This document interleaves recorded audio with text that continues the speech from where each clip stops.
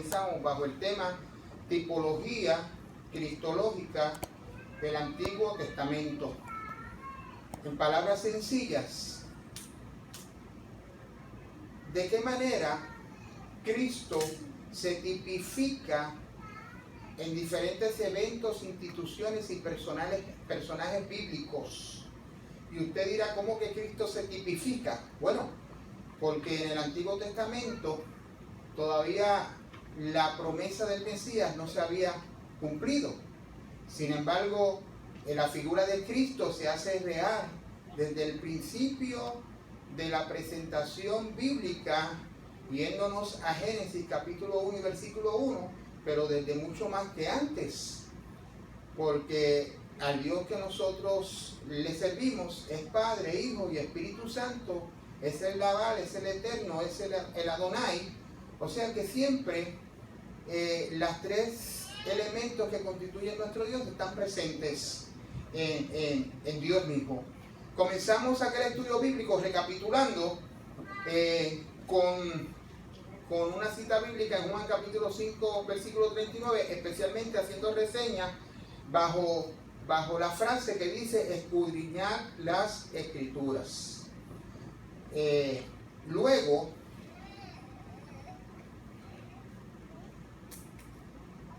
nos fuimos a Gálatas capítulo 1 y versículo 8 y lo leo, donde dice: mas si aún a vosotros o un ángel del cielo os anunciare otro evangelio diferente del que os hemos anunciado, sea anatema. O sea, que no hay otra fuente de verdad que Dios mismo. No hay otra fuente de verdad que la revelación de su verdadera palabra, de las Sagradas Escrituras, que nosotros las tenemos por completo, porque hoy nosotros tenemos la totalidad del contenido del canon bíblico con nosotros.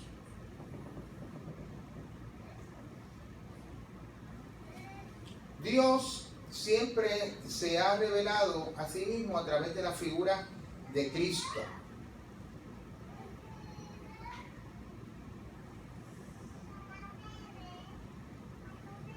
Cristo es el antiguo Jehová del Antiguo Testamento. Y la primera experiencia tipológica que nosotros tenemos de Cristo la tenemos en la figura de ¿quién? Del ángel de Jehová. La cita bíblica es Éxodo capítulo 23, versículos del 20 al 21. ¿Y bajo qué estatuto nosotros podemos declarar que la figura del ángel de Jehová tipifica a Cristo? Es porque nadie puede llevar un nombre tan inefable como Jehová, a menos que no se trate de algunas de las personas que comprenden al Dios que nosotros le servimos, Padre, Hijo y Espíritu Santo. Entonces vemos que en el Nuevo Testamento Dios se manifiesta en forma de carne a través de ¿quién? De la figura de Jesús. Pero estamos viendo en este estudio bíblico qué tipos de Cristo, de personajes de Cristo hubo durante el Antiguo Testamento. Y entonces nos dimos a la tarea de definir lo que era la palabra tipo o tipología, y traímos varias definiciones desde diferentes perspectivas, pero solamente quiero reseñar una de ellas, y es la que está más bien en el contenido bíblico.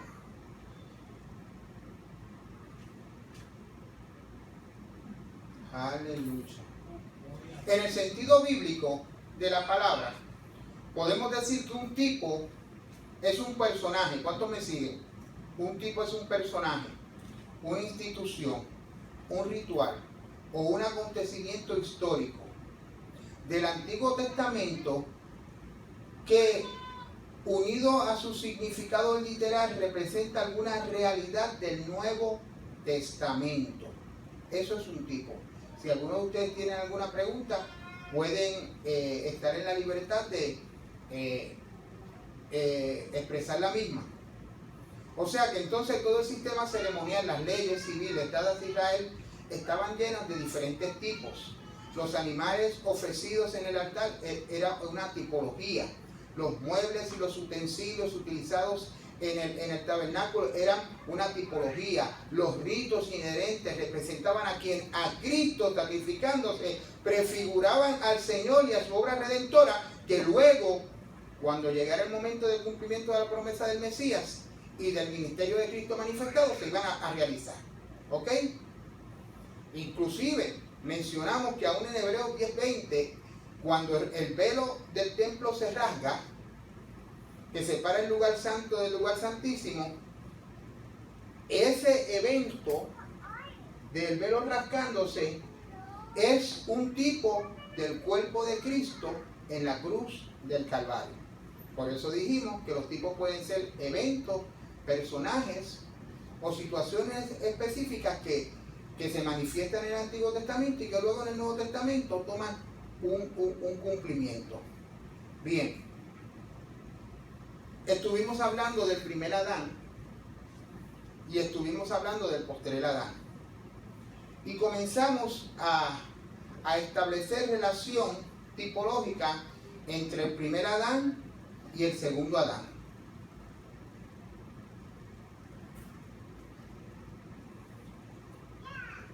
Fuimos al nombre Adán y dijimos dos cosas muy importantes del nombre Adán. Primero, que es un nombre común. ¿Cómo tú te llamas, Juan? Pues Juan. Y Alcides se llama Alcides.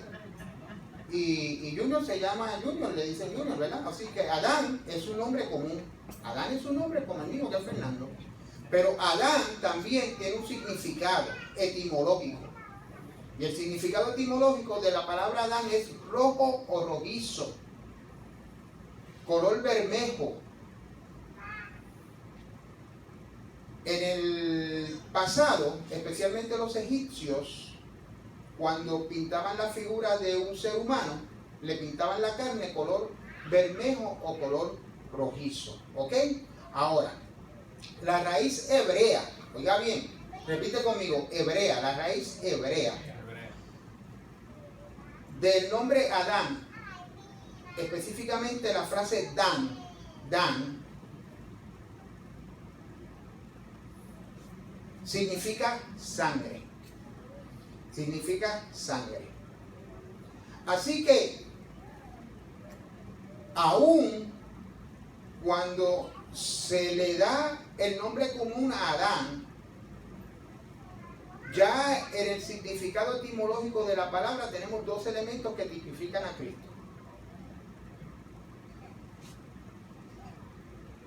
El primero es que cuando se habla de Adán, se habla de la humanidad.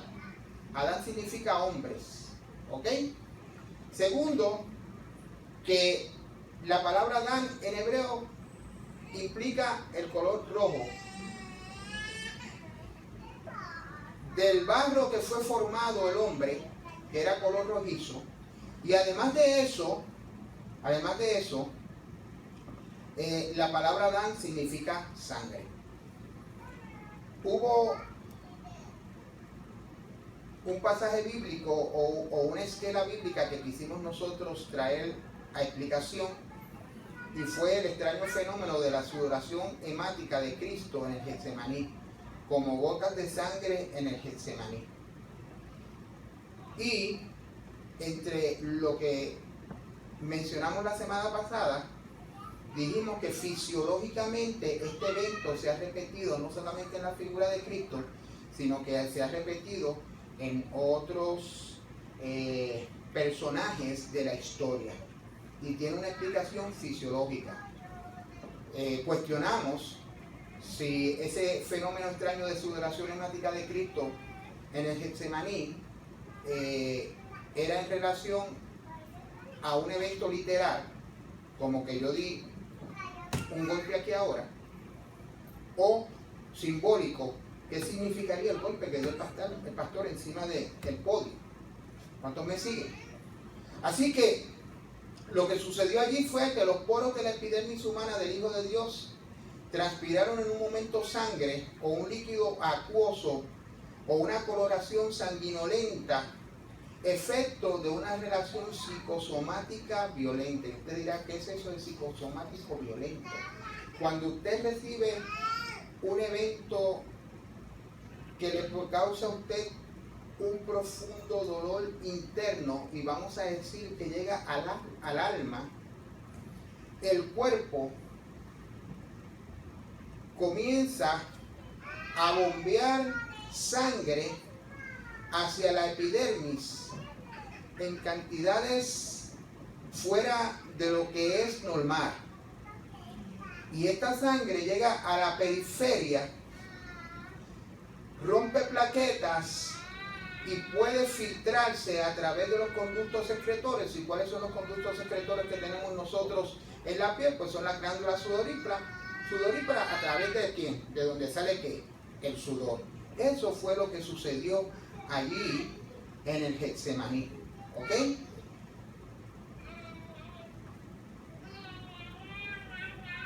Pero notemos que el único evangelista que hace reseña de este evento fue ¿quién? Lucas. ¿Y Lucas era qué? Doctor en medicina. Pero mire cómo Lucas lo describe, como gotas de sangre. O sea que tenemos que dar énfasis en la palabra como. O sea, no vaya a visualizar que es como cuando usted suda, lo que ocurrió allí,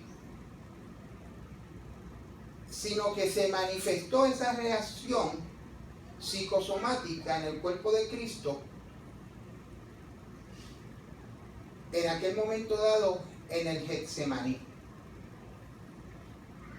Y se podía observar la epidermis de Cristo rojiza, como con plaquetas.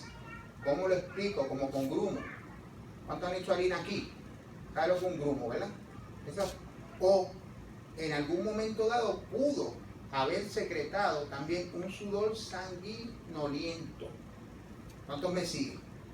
¿Hay alguna duda con relación a esto?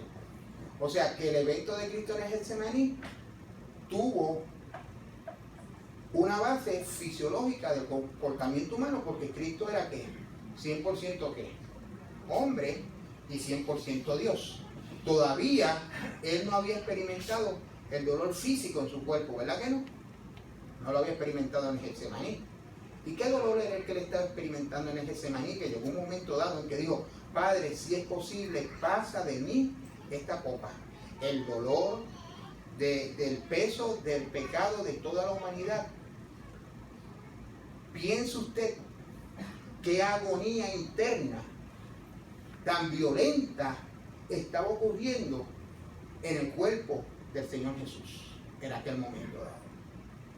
Y siendo humano, reacciona fisiológicamente con esta forma del cuerpo responder a un evento como este. Aleluya. Bien, otro punto antes de entrar en el seminario de hoy que queremos traernos a colación es el siguiente. Es lo que se conoce como pasión o propasión.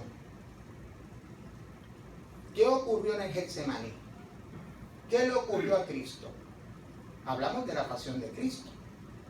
Vamos a ver qué es una pasión y vamos a ver qué es una propasión. Pasión. Cuando una persona está pasando una pasión, su ánimo se turba, su voluntad se doblega. La persona que lo está experimentando se desequilibra por un tiempo duradero. Ahora le pregunto yo a la congregación aquí presente, ¿eso fue lo que le ocurrió a Cristo en el Getsemaní? ¿Quién me argumenta algo? ¿Eso fue lo que le ocurrió a Cristo en el Getsemaní? Ahora vamos a definir lo que es una propasión. Propasión es cuando el interior de una persona se conmueve violentamente.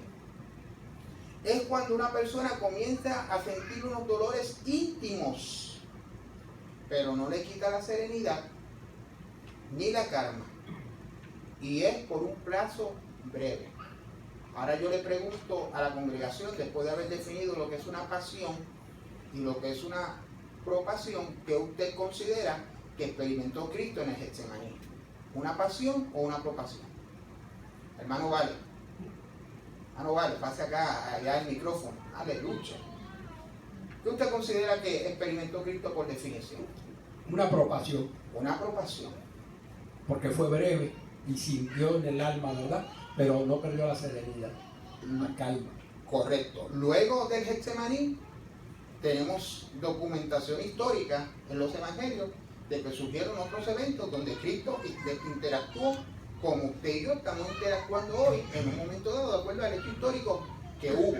¿Cuál fue un evento que ocurrió allí cuando de momento llega aquel grupo y se encontraban algunos discípulos con el maestro a aprender a Jesús? ¿Cuál fue el evento de Pedro? Pedro saca su espada. Yo no sé con quién, bueno, no voy a declarar la intención, pero Pedro saca su espada y dice la Biblia que la oreja de uno de los soldados cayó al suelo y Jesús la toma y nuevamente la posiciona en su lugar. Una persona que está en una fase de pasión hubiese estado doblegado a un dolor profundo y no hubiese podido entrar en una dinámica como la que Cristo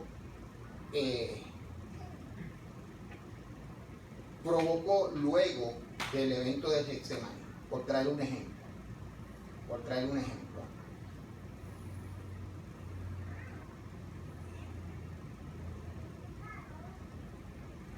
Y oiga bien, en Marcos capítulo 14 y versículo 33 leemos literalmente. ¿Cómo leemos, iglesia? Literalmente, ¿verdad? Una frase que dice: y comenzó a sentir pavor y tedio angustioso. Comenzó. Bajo ese énfasis, comenzó, es que sustentamos que no llegó a la pasión, sino que experimentó lo que definimos como una pre-pasión. Bien. Así que ese sudor hemático es algo conocido. Es algo conocido. Y tiene un nombre. Se le conoce como hematidrosis. Cristo, en el Getsemaní, experimentó lo que se conoce por definición como una hematidrosis. Y existen otros casos documentales donde personas han pasado por procesos de hematidrosis como Cristo lo tuvo por aquel dolor psicosomático tan profundo en el Getsemaní. Teniendo claro eso, tomando una recapitulación de lo que trazamos la semana pasada para el beneficio de los que no estaban aquí presentes, vamos a comenzar entonces hoy a ver un paralelismo entre Adán y Cristo. Y hay una serie de versículos bíblicos, así que ¿cuántos tienen sus Biblias? Yo necesito que activemos nuestras Biblias y que cuando provoquemos la cita bíblica usted se pare, tome el micrófono y lea, para que todos podamos escuchar el versículo bíblico y luego vamos a hacer una reseña entre Cristo y Adán. ¿Qué paralelismo hay entre Cristo y Adán? Adán es el primer Adán y Cristo es el postrer Adán. Bien, vamos a Génesis capítulo 1, versículos 26 y 27. ¿Quién lo tiene, por favor? Génesis 1, 26 y 27. Paralelismo entre Adán y Cristo. Génesis 1, 26 y 27. Que lo pueda leer y que todos lo podamos escuchar. Por favor, ayúdenme con ese manejo extraordinario que estamos haciendo hoy del recurso del micrófono ahí en el pasillo.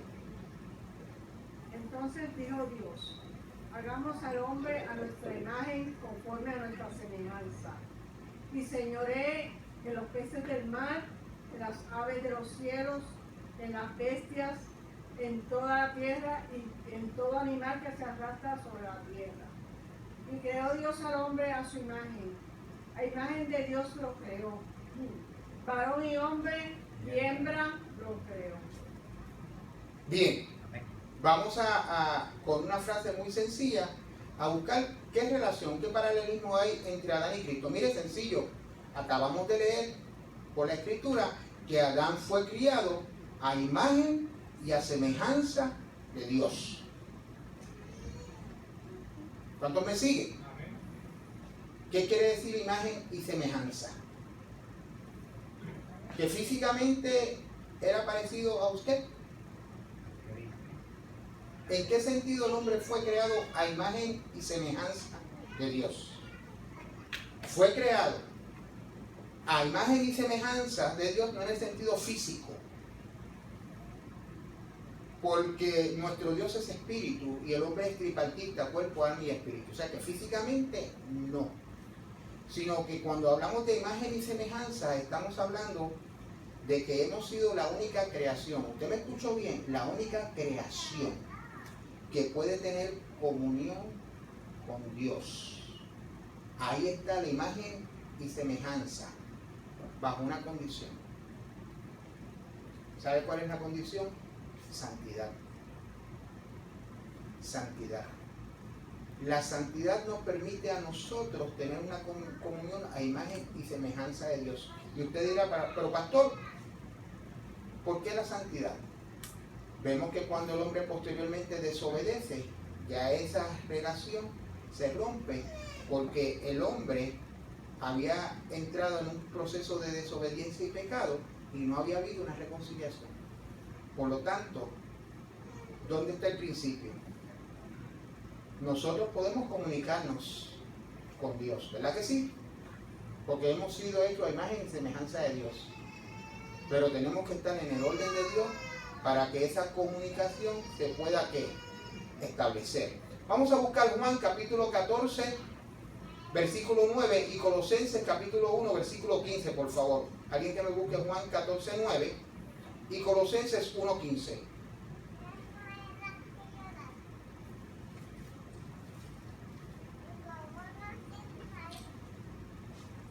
Paralelismo entre Adán y Cristo. Juan 14, 9. ¿Quién me lo lee? ¿Quién lee Juan 14, 9 y Colosenses 1, 15?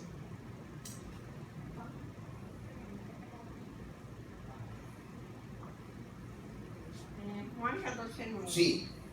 Jesús le dijo: ¿tanto tiempo hace que estoy con vosotros y no me has conocido, Felipe? El que me ha visto a mí ha visto el Padre. ¿Cómo pues dices tú, muéstrame el Padre? Muéstranos el Padre. Y Colosenses 1, 15. ¿Quién lo lee, por favor?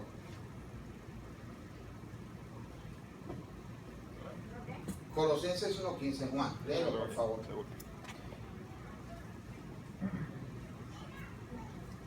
El cual es una imagen del Dios invisible, el primogénito de toda la criatura. El cual es la imagen del Dios invisible, el primogénito de toda criatura. Bien, establecimos primeramente en Génesis 1, versículo 26 y 27, que Adán fue creado a imagen y semejanza de Dios. O sea, el primer Adán fue creado a imagen de Dios. Ahora vamos a ver cómo Cristo responde.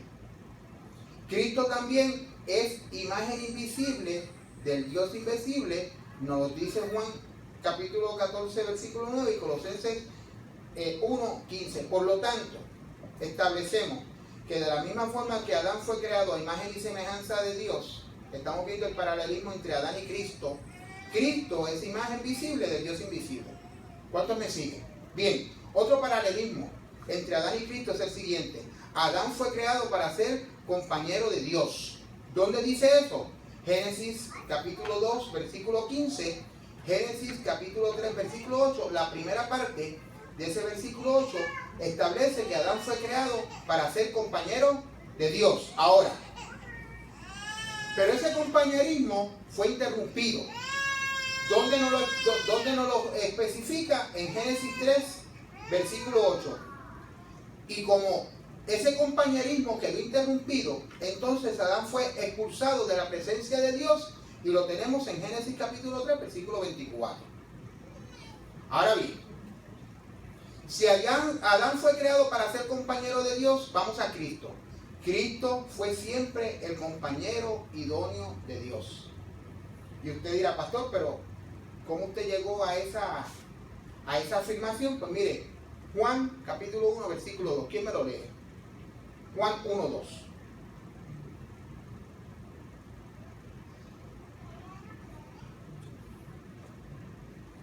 Hay una excepción a esto que acabamos de declarar.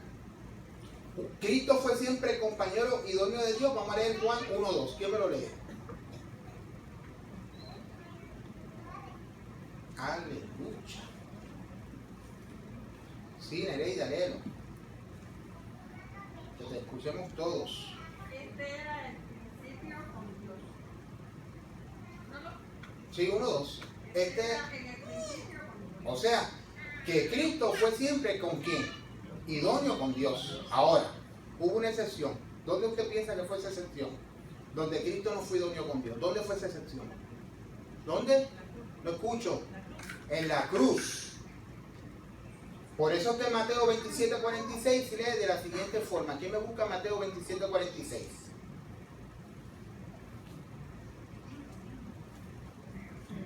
Paralelismo entre Adán y Cristo. 46. Sí. Cerca de la hora novena, Jesús clamó a gran voz diciendo: Elí, Elí, lama sabactini. Esto es: Dios mío, ¿por qué me has desamparado? Ok. El primer paralelismo que definimos fue que Adán fue creado imagen y semejanza de Dios y que Cristo es la imagen visible de Dios invisible. El segundo paralelismo que establecemos entre Adán y Cristo es que Adán fue creado para ser compañero de Dios y que Cristo fue siempre el compañero idóneo de Dios, excepto en la cruz, y lo acabamos de comprobar bíblicamente. Hay un tercer paralelismo entre Adán y Cristo, y es el siguiente. Adán, como los animales, fue formado ¿de dónde? De la tierra. Y tengo la cita bíblica. Génesis 2:7, Génesis 2:19, Primera de Corintios 15:47. En todos esos versículos tenemos una evidencia bíblica para declarar que Adán, como los animales, fue formado de la tierra. Ahora, Cristo procede ¿de dónde? Del cielo. Otra tipología personal entre Adán y Cristo es que Adán recibió su vida ¿de quién? ¿Quién le dio vida a Adán? Dios. Pero Cristo tiene la vida de Dios mismo en sí mismo. Otra tipología entre Adán y Cristo es la siguiente. A Adán le fue dado el señorío ¿sobre quién? Sobre el mundo. Enseñorea sobre el mundo. Cristo le fue dada toda autoridad en el universo y sobre la creación.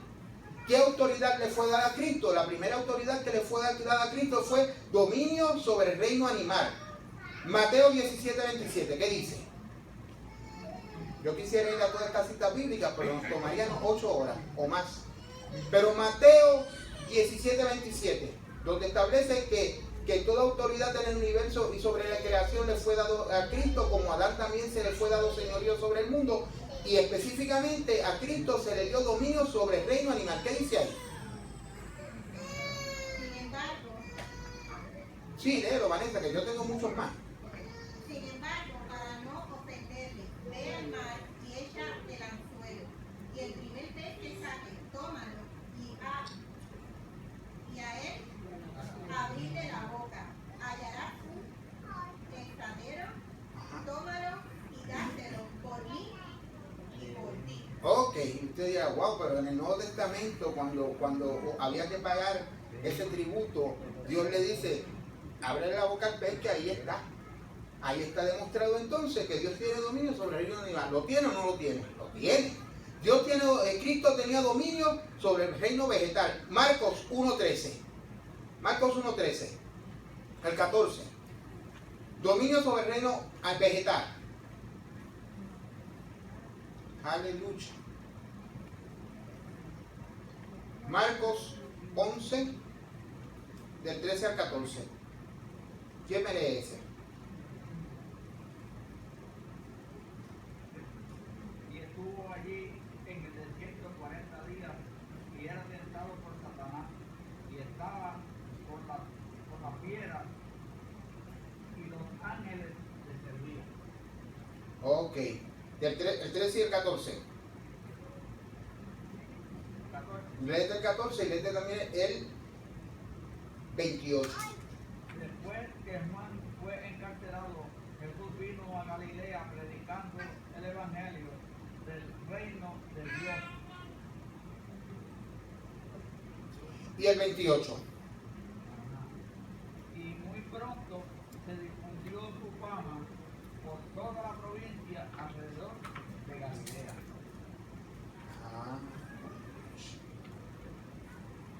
Así que Cristo tenía autoridad en el universo, tenía autoridad sobre la creación, tenía dominio sobre el reino animal, tiene dominio sobre el reino vegetal, tiene dominio sobre el reino de los elementos naturales. Lo que encontramos en Mateo 8, 24 al 27, y tiene dominio sobre el reino espiritual. Lo encontramos en Lucas capítulo 8, versículo del 27 al 33.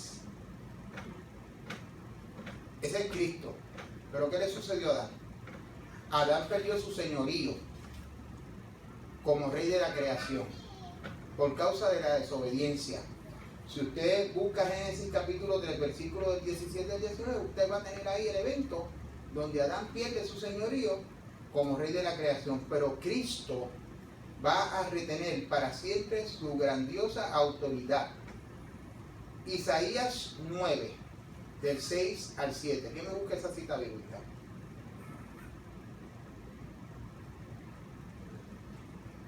Isaías 9, del 6 al 7. Para sustentar el hecho de que siempre Cristo va a retener su autoridad.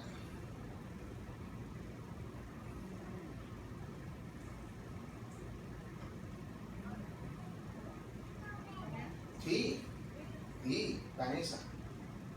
Porque un niño no es nacido hijo, no es dado el principio sobre su hombro, y se llamará su nombre admirable, consejero, Dios fuerte, Padre eterno, príncipe de paz. Lo instalado de su imperio y la paz no tendrá límite sobre el trono de David y sobre su reino, disponiéndolo y confirmándolo en juicio, en justicia, desde ahora y para siempre, el seno de Jehová de los ejércitos hará eso. Ok, ahí establece claramente que el dominio de Cristo será por siempre. Bien, hemos traído algunos paralelismos entre Adán y Cristo. Ahora me gustaría a mí traer y considerar algunos paralelismos entre Adán y Eva, Cristo y su iglesia. ¿De qué forma se relaciona Adán y Eva? ¿Y de qué forma se relaciona Cristo y su iglesia? ¿De qué forma se complementan? Mire, la esposa de Adán fue designada por Cristo antes de ser creada. La esposa de Adán fue designada por Cristo antes de ser creada. Génesis capítulo 2, versículo 18. Ahora bien, la esposa mística de Cristo. ¿Cuál es la esposa mística de Cristo? La iglesia. Fue también designada por Dios desde antes de su formación. ¿Usted quiere saber dónde lo dice? Busque Efesios capítulo 1, versículo 4. ¿Quién me lee? Efesios 1, 4. En Efesios 3, del 6 al 9 también hay evidencia de que la esposa mística de Cristo, la iglesia, también fue designada por Dios como Adán, como la esposa de Adán también fue designada por Dios antes de ser creada. Efesios 1, 4.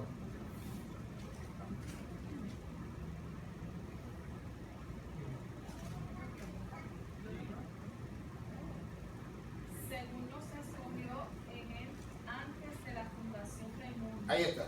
para que fuésemos santos y sin mancha delante de él. Yo quiero saber si ustedes me están siguiendo. Lo que estamos estableciendo son hechos bíblicos que se complementan unos con los otros. Ahora estamos examinando a Adán y Eva. Cómo Adán y Eva se complementan con Cristo y la iglesia. Lo primero que declaramos es que la esposa de Adán, que fue Eva, fue designada por Dios antes de ser creada. Fue designada por Dios. La compañera de Adán en la presencia de Dios va a ser Eva, dijo Dios.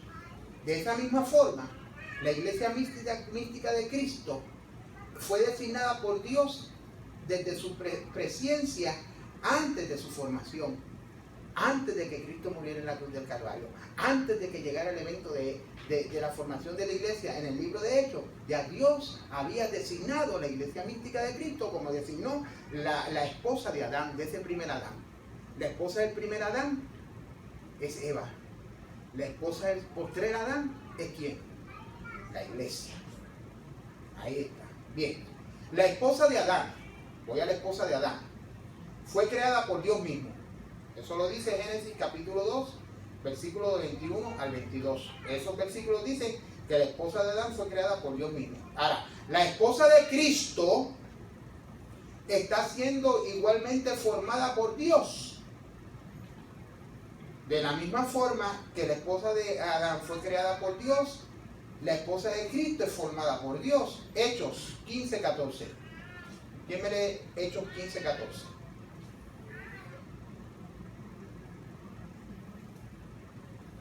Hechos 15:14. Si luego ustedes desean tener este seminario en todos sus detalles, me facilitan sus emails y yo se los envío con todos los detalles, con todas las citas bíblicas que yo tengo aquí, ¿ok? Para que lo tengan como un recurso. Hechos 15:14.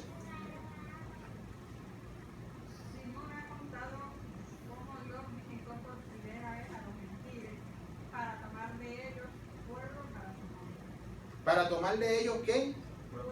Pueblo, ¿para qué? Para su nombre. ¿Qué estamos estableciendo? Que la esposa de Adán fue creada por Dios mismo. Claro que fue creada por Dios. Y la esposa de Cristo fue creada por Dios, porque está tomando personas, ¿para qué? ¿Cómo dice el versículo? Léemelo otra vez. Ay, ay, ay. Bendecido es el Señor. 15:14.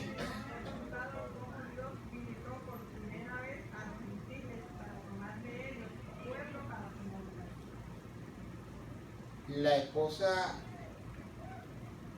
mística de Cristo es la iglesia. Para que la iglesia sea formada, tuvo que haber una predicación del evangelio, no solamente a los judíos, sino a los gentiles. En ese versículo, en Hechos 15:14, no hace referencia histórica de que eso es así. Bien, mire, la esposa de Adán tuvo vida porque el costado de él fue herido mientras estaba dormido, ¿verdad que sí? ¿De dónde sacan a la mujer? Del costado, para que esté a su lado. Ni en sus pies, ni sobre su cabeza, a su lado, ayuda idónea. Así que la esposa de Adán fue sacada del costado, herido.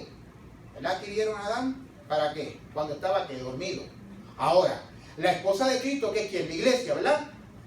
Vive por el costado de él, que fue herido estando muerto. Ay, yo no sé si usted me escucha. La esposa de Cristo vive porque el costado de él fue herido estando muerto. La muerte de Cristo le da vida a la iglesia de su costado, como Adán, como la esposa de Adán fue formada del costado mientras él dormía. Ahí hay un paralelismo. Miren bien, Adán y Eva versus Cristo y su iglesia. La esposa de Adán, ¿de quién estoy hablando? De Eva, ¿verdad? La esposa de Adán es parte de su propio cuerpo. ¿Estamos de acuerdo en eso? Génesis 2:23. La esposa de Cristo es parte de su propio cuerpo. Usted dirá, pastor, pero está repitiendo lo mismo. Pues búsquese Romanos 12, del 4 al 5, a ver qué dice ahí. Romanos 12, del 4 al 5. Solamente esa.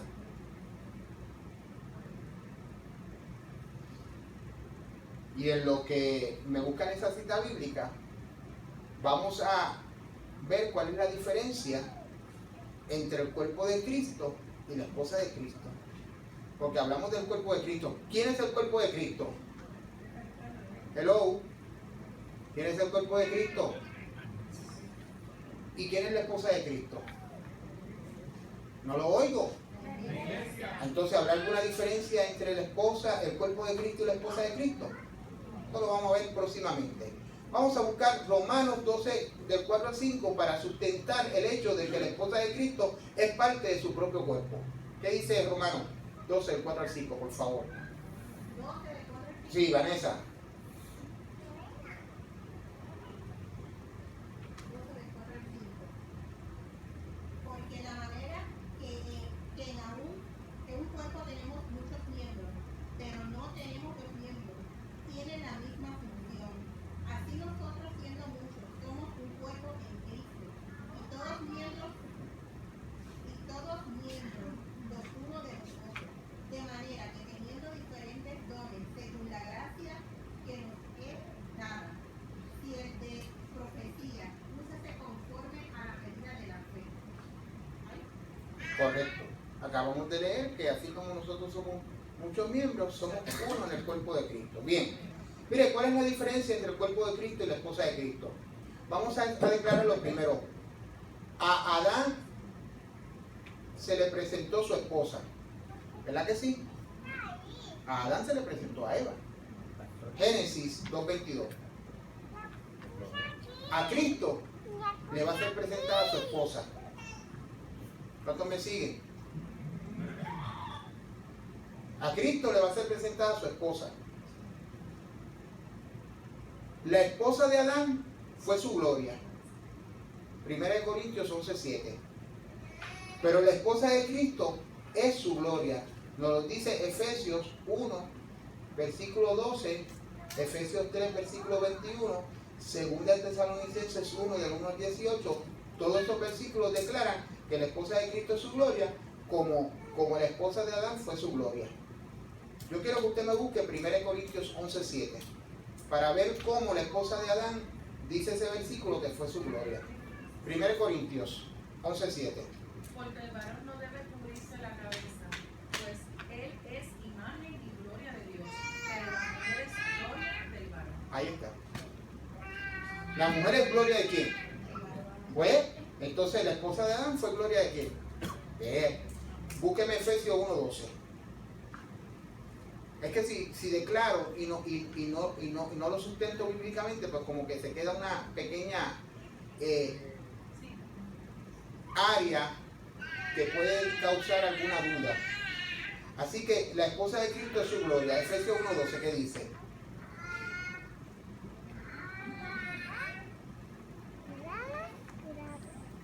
Efesios 1:12.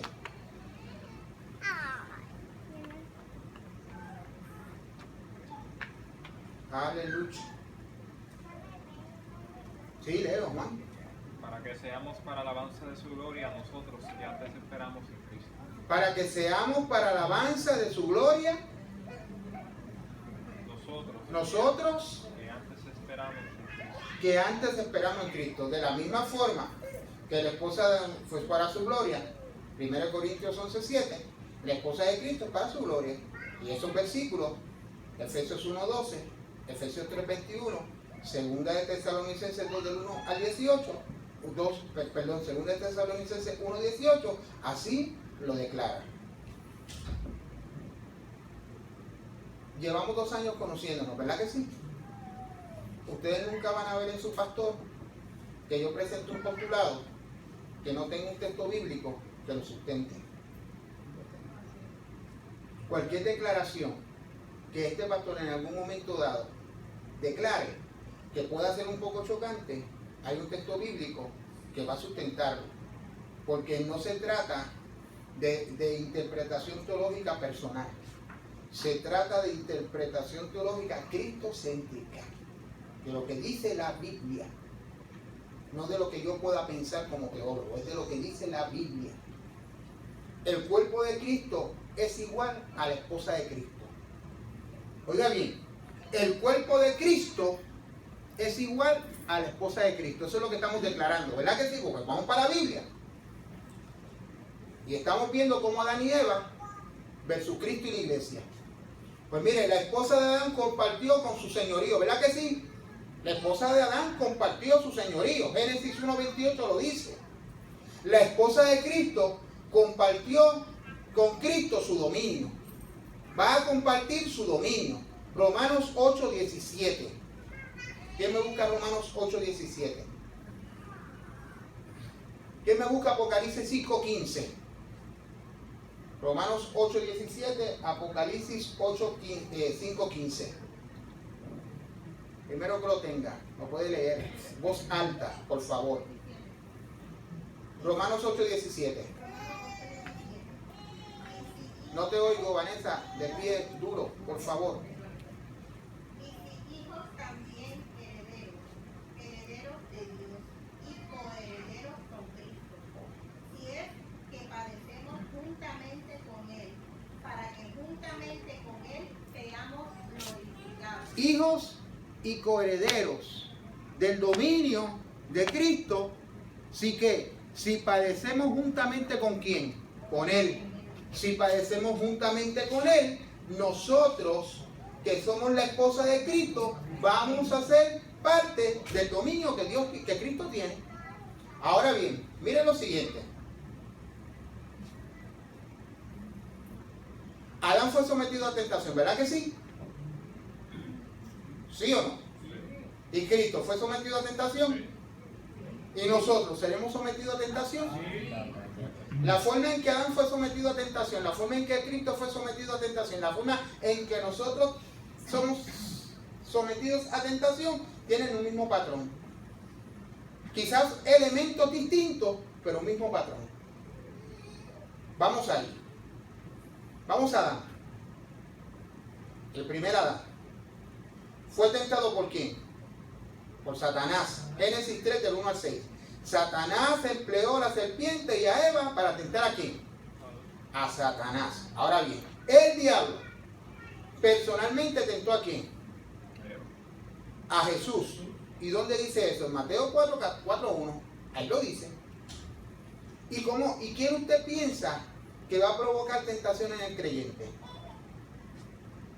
El mismo que lo provocó en Adán y el mismo que lo provocó en Jesús. Ahora bien, la tentación de Adán tuvo lugar en un huerto donde tenía abundancia de productos comestibles para alimentarse. Que va a Génesis capítulo 2, versículo del 15 al 16, y eso está ahí. Pero la tentación de Cristo, ¿dónde tuvo lugar? En un desierto, donde no tenía nada para comer. Mateo 4, versículo 2 y versículo 11. Adán fue tentado para que desobedeciera a Dios. Ese es el principio. Adán, o sea, la intención de Satanás con Adán fue que desobedeciera a Dios como él desobedeció a Dios. No había otra. Génesis 2:17, Génesis 3 del 6 y 11, ahí establece eso que estamos declarando. Cristo fue tentado. ¿Para qué fue Cristo tentado? Para incitarle a desobedecer a quién? A Dios. Mateo 4, del 3 al 10. ¿Para qué nosotros vamos a ser tentados? ¿Quién me dice? Para que entremos en desobediencia. Hay un mismo patrón. Que en Adán fue la serpiente allá, en el jardín del Edén. Sí, ese fue el elemento. Que en Cristo fue allá en el desierto. Sí, y en usted y en mí. ¿Cómo se va a manifestar la tentación? Que proviene de Satanás. De alguna manera diferente. Dice que seremos tentados por nuestra propia concupiscencia. Las tentaciones que van a llegar a nuestras vidas van a ser producto de la naturaleza, de lo que hay dentro de nuestros corazones y de aquello que nosotros proclamamos en el nombre del Señor si somos creyentes. No sé si tú me escuchas. Si proclamas amor, te van a tentar a ver hasta dónde llega tu amor. Si proclamas empatía, buena comunicación con tu hermano, te van a poner a un hermano que no sea fácil de frente. ¿Y quién te lo va a poner? Pero es que estoy en la iglesia, sí. Es que estoy en la confraternidad de fe, sí. ¿Y quién te lo va a poner? Satanás. ¿Para qué? Para probarte. ¿Para qué? Para que desobedezca.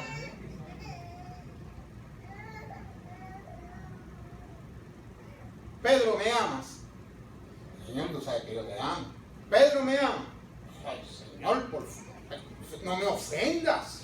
Yo te amo. Cantó el gallo y lo negó. ¿Ven? Se repite la historia. ¿De cuánto amamos a Dios? No escucho a la iglesia. ¿Cuánto amamos a Dios? Eso es para decir un gloria a Dios que se oiga que Señor en el cruce de Ávila. ¿Cuánto amamos a Dios?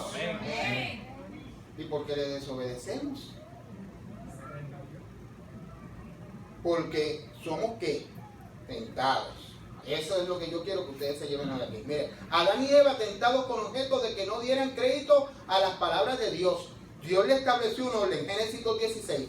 En Génesis 3:1 dice, despertando dudas acerca de lo que Dios había dicho. Siempre Satanás va a querer quitarle el crédito a lo que Dios te dice sobre tu vida. Ahí hay un principio, siempre lo va a hacer. Las concesiones de Satanás, ¿te acuerdas de ese mensaje? Oye, si lo predico otra vez no lo predico. Pero las concesiones de Satanás. Llégate hasta ahí, pero no pases de ahí porque tú sabes que quiero tener cerca de mí. Mire, siempre Satanás va a despertar dudas acerca de lo que Dios ha dicho. Siempre Satanás va a negar la sentencia que ha sido pronunciada por Dios. Dios te dice, Dios le dijo a aquella pareja, si comen desde el fruto, vas a tener unas consecuencias. ¿Y qué tú crees que hizo Satanás? Pues ir sobre eso, crear dudas acerca de la sentencia que Dios ha declarado. ¿Cuál es la sentencia que Dios ha declarado para este pueblo hoy, para la iglesia? Que perseveremos hasta el fin. ¿Verdad que sí? Para que ganemos ¿qué? La corona incorruptible, para que estemos en su presencia por toda una eternidad. ¿Y qué tú crees que va a declarar Satanás? Todo lo contrario. Todo lo contrario. Porque Cristo ha declarado un juicio y Satanás va a desmentir ese juicio. Ok, ahora bien.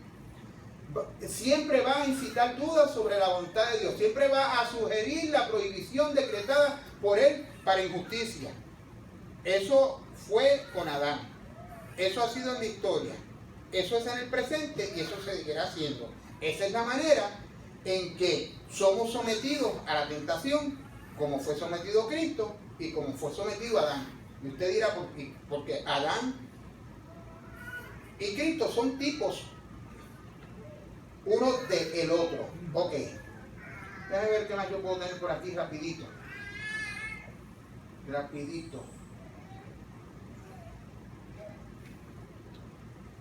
Cristo fue tentado ¿para qué? Para hacer dudar la veracidad de los oráculos de Dios. Dios había establecido un Mesías redentor, ¿verdad que sí? ¿O no? Estableció un Mesías redentor. Para que esa profecía o ese oráculo tuviese lugar, Cristo tenía que ser obediente al Padre. ¿En qué? En todo. ¿Cuál es la agenda de Satanás? Provocar tentación para hacer dudar a Cristo de lo que el Padre, de lo que Dios había dicho. Wow. Yo no sé si tú estás aquí en esta noche. ¿Cuál va a ser la función de Él en estos tiempos con nosotros como iglesia?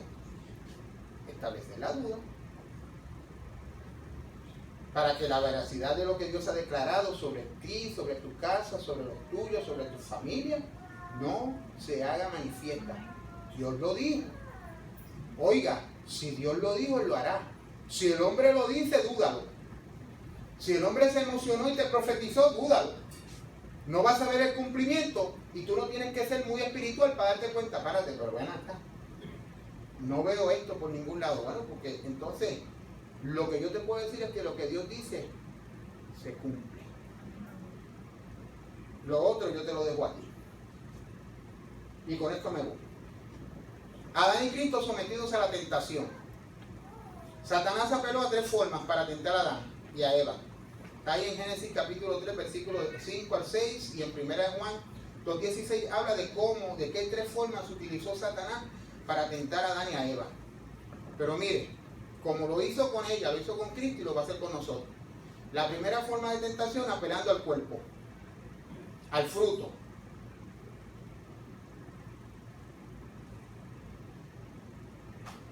Cuando se apela al cuerpo, al fruto, te hace entender que es bueno. ¿Bueno para qué? Para los deseos de la carne. Satanás te va a tentar apelando al alma. ¿Y cómo te apela apelando al alma? Agradable a tus ojos. Cuando él apela a tu alma, hace que lo que esté incorrecto se haga agradable a tus ojos y provoca deseos a través de tus ojos que entonces llegan a tu alma, y de la abundancia de tu corazón habla tu boca, son tus ejecuciones. Así que ¿cómo te va a tentar Satanás? Por el cuerpo. Eso es bueno. Por el alma. Eso es agradable. Por el espíritu. Eso es codiciable. Lo hizo ¿con quién? Con Adán y Eva. Los tentó por el cuerpo, los tentó por el alma y los tentó por el espíritu. ¿Y cómo los tentó por el espíritu? ¿Qué fue lo último que le dijo? Oye,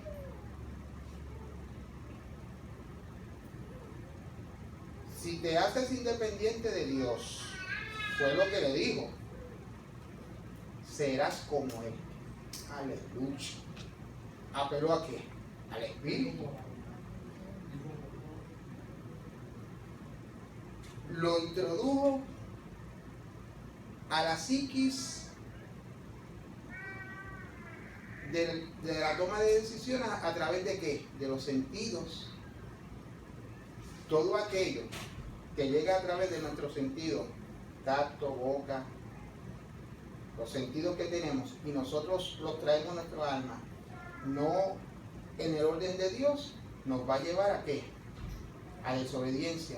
Y muchas veces tienen repercusiones en nuestro cuerpo. Bien.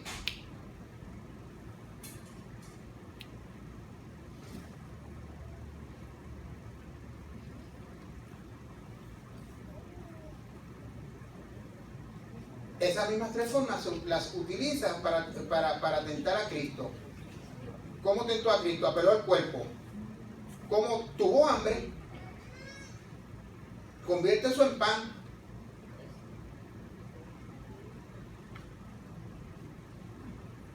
¿Cómo apeló al alma? Le mostró los reinos de la tierra. Te voy a dar todos los poderes temporales del mundo para ti. Tú vas a tener toda potestad y gloria sobre los reinos terrenales. Antes del tiempo que Dios ha establecido, yo te lo voy a dar. Apeló al alma. Y apeló al espíritu. Tírate de aquí. ¿Por qué? Bueno, porque la palabra dice que los ángeles mandará para que te guarden. Y dice que en tus manos te sostendrá. Ejecútalo. Toma acción. Chacho, eso va a ser un hecho espectacular.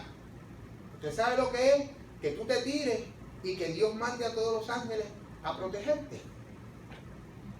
Esas tres formas, apelando al cuerpo, apelando al alma y apelando al espíritu, son las formas en que tentó a Adán, el primer Adán, tentó al postrer Adán y va a tentar a la iglesia. Oye el principio. Si el primer Adán se sometió a Satanás y fue vencido, si Cristo se hubiese sometido a Satanás, hubiese sido vencido.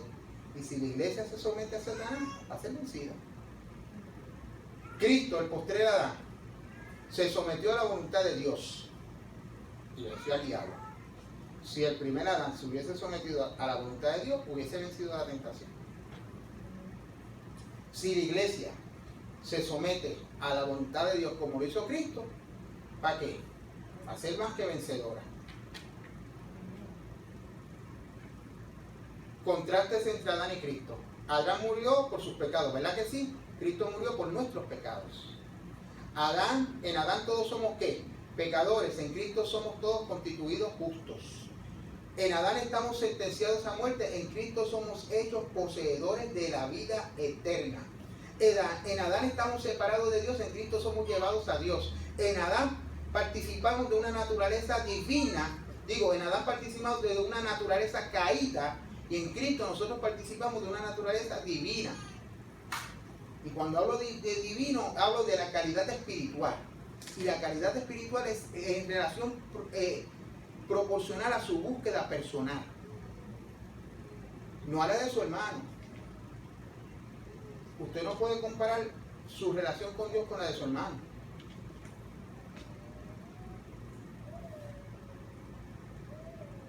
No oigo que me dicen nada. Me preocupa. Que usted quiere metérsele por dentro al hermano para que experimente lo que ya usted tiene. Pues claro que sí. Pero su hermano es un ser pensante y la relación de su hermano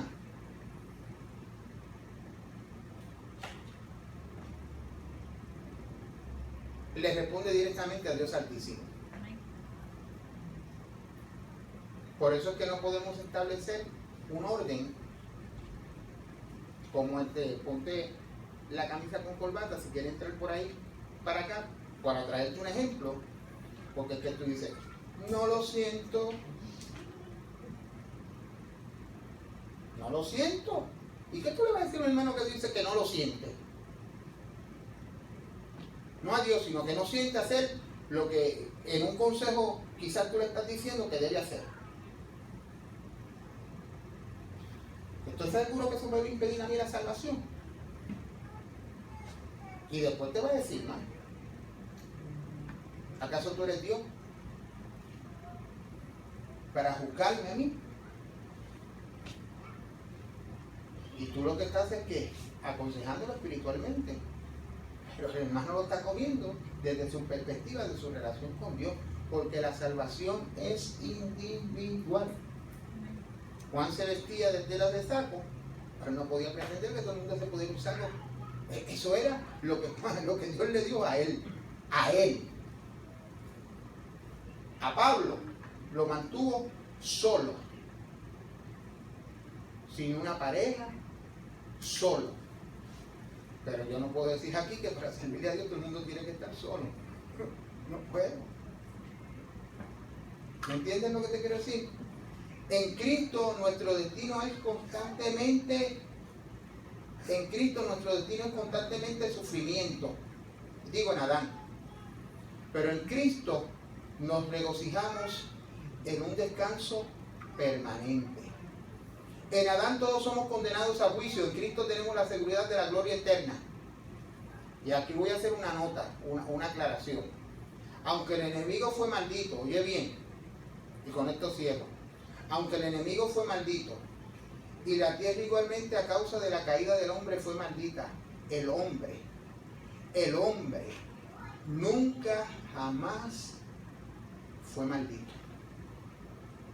El hombre fue disciplinado y perdió privilegios, pero no fue maldito por el Creador. ¿Por qué no podíamos ser malditos por el Creador? Porque teníamos un Cristo que nos iba a redimir y va a restablecer nuevamente la imagen y semejanza con el Padre. Cuando Cristo inicia su ministerio público, obró por su propia voluntad, ¿verdad que sí? Cuando Cristo comenzó su ministerio público, obró por su propia voluntad. Voy para Jerusalén, voy para Samaria, voy por el norte, voy por el sur, voy por el este y voy por el oeste. Su propia voluntad. Usted también va a ejercer su propia voluntad en el ministerio que Dios le ha dado. Entonces, ¿por qué tenía que escuchar a Satanás cuando le estaba insinuando que lo hiciera a su manera? Si Cristo comenzó su ministerio público por su propia voluntad, no tenía que escuchar al diablo, no tenía que responder a esa tentación. Cristo respondió a su voluntad sin tenerse que someter al diablo. Ahí está el principio. Usted va a responder a la voluntad de lo que Dios ha declarado sin que usted tenga que estar haciendo las cosas como en un momento dado Satanás se la ponga en su corazón, dice que en el nombre del Señor. Porque usted responde a Dios, no responde a aquel que le va a decir usted hazlo de esta manera. Tírate, que los ángeles vienen. Come, convierte esa piedra en pan, chacho, se está muerto de hambre. No había la necesidad. No había la necesidad. Abel fue tipo de Cristo. José fue tipo de Cristo. Isaac fue tipo de Cristo. Melquisedec fue tipo de Cristo. Y muchos más. Josué fue tipo de Cristo. Y muchos más. Podemos estar hablando muchas horas con relación a cómo cada uno de ellos fue tipo de Cristo. Predicamos hace un tiempo atrás Isaac tipo de Cristo. ¿Se acuerdan de ese mensaje? Pues tengo por ahí procesado José tipo de Cristo. Melquisedec tipo de Cristo. Y algún día, cuando Dios mueva mi corazón, lo traeremos a la iglesia y estaremos predicándolo. Bien, iglesia, vamos a dejarlo hasta aquí. Yo quisiera poder seguir con ustedes compartiendo más, pero básicamente tengamos conciencia de que en el Antiguo Testamento van a haber unas tipologías institucionales o en personajes que tipifican a Cristo. El Cristo que todavía físicamente no había venido porque la promesa del Mesías no se había cumplido, siempre ha estado con el hombre desde el principio de su creación. Amén. Y la primera manifestación fue a través del ángel de Jehová. Bien. Cada uno de estos personajes por sí mismos no tenían ninguna autoridad ni nada especial. La tipología toma autoridad cuando Cristo vence en la cruz del Calvario y podemos comparar la figura de Cristo con lo que estos hombres en algún momento dado hicieron. Ahí es donde surge el poder y la autoridad. No estaba en Abraham, no estaba en Melquisedec, no estaba en José, estaban en Cristo. Por eso son tipos de Cristo. No es que ellos sean Cristo, sino que son tipos de Cristo. Bien. ¿Alguna duda? Pregunta. Sí.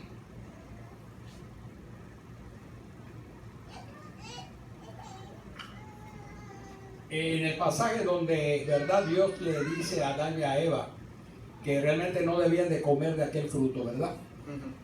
La persuasión posterior fue hacia la mujer de parte de Satanás.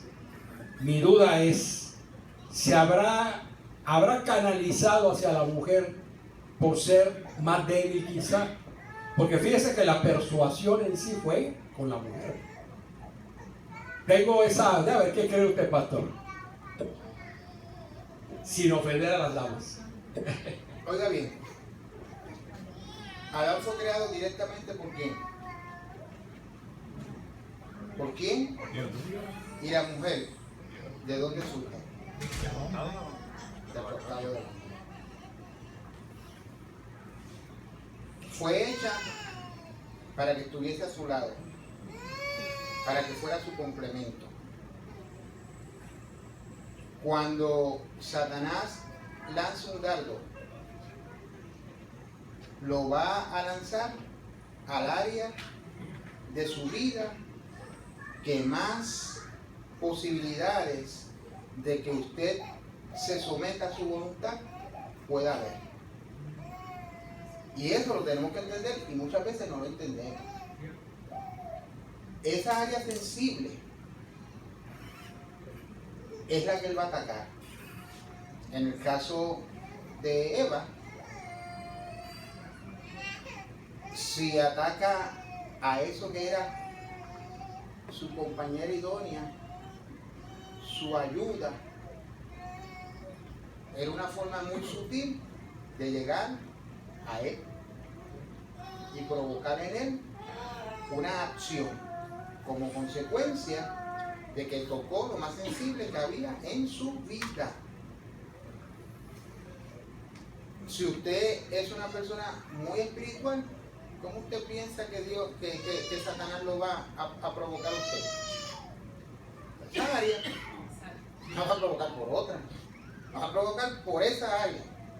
Y si no tenemos el filtro de poder identificar eso como un acoso del enemigo, sobre el ministerio que Dios ha declarado sobre su vida, pues, si usted es pastor, lo va a atacar por esa área. Si usted es salmista, lo va a atacar por esa área. Si usted es del ministerio de adoración, lo va a atacar por esa área. Área muy sensible. ¿Y dónde lo va a atacar? ¿En el cruce de Ávila? No. Lo va a atacar aquí. Lo va a atacar en su casa. Lo va a atacar en su medio ambiente natural. Ahí es donde lo va a atacar, porque ahí es donde usted está. Ese es su jardín. ¿O no es su jardín? Ese jardín es que lo va a atacar. Somos nuevas criaturas. Muchas de las acciones pasadas ya nosotros no las frecuentamos ni son parte de nuestra realidad. Yo atacarte, si tu debilidad era los viernes sociales, irte allí y dejar el sueldo tuyo en la esquina, pues ya eso no es parte de tu realidad. Satanás no va a perder su tiempo tratando de llevarte a la esquina aquí otra vez. No, hombre, no. Eso es mucho trabajo para él. Él te va a coger aquí en el templo y va a buscar esa área donde él dice: el golpe se lo voy a dar aquí y con fulano. Si nosotros no entendemos que después, y lo he dicho todos estos días, y usted dirá: pastor, si usted no entiende que después de Dios lo más importante es la relación con su hermano, el evangelio que usted vive se descalifica. Porque los demás son cosas necesarias, pero son cosas. Va a provocar desobediencia, y muchas veces a través de las relaciones interpersonales que tenemos los unos con los otros. Porque usted no va a pelear con aquel que se propasó con usted allá en el pop. Usted va a tener una situación con el hermano que está ahí a su lado. Usted lo tiene que amar, ganarlo para Cristo, interceder por él. Esa es nuestra función. Bien, queremos anunciar, no quiero tomar más tiempo, queremos anunciar que con nosotros está Yaritza Rodríguez y su familia, un niño y dos gemelos hermosos, gemelas, dos gemelas hermosas. Joana ha estado trabajando con ella. Mi esposa ha estado dialogando también en algunas ocasiones con ella, y queremos decirle que este lugar es casa de Dios y es puerta del cielo, y en la manera en que usted siente en su corazón llegar hasta este lugar y unirse a nosotros, pues bienvenida. Si en algún momento necesita de algún apoyo espiritual o de alguna consejería, pues estamos también para tratar esos temas espirituales. Pero quisiéramos pedirle a ella que pase con sus niños y vamos a orar. Vanessa, vente por aquí. Joan, vente por aquí. Aleluya. Keila. Y vamos a orar por ella y por sus niños. Vamos a interceder. Los detalles de su causa no los tenemos que conocer nosotros, los conoce Dios. Las necesidades de su corazón las conoce Dios. Las necesidades personales que ella puede tener las conoce Dios. Y nosotros se las vamos a presentar en esta noche y vamos a ungirla. Ahí está el aceite y vamos a presentarlas en oración en esta hora. Gracias, Keila, por traérmelo aquí rapidito. No te preocupes, te vamos a dar participación allá, pero vamos ahora a coger la unción de arriba. Aleluya.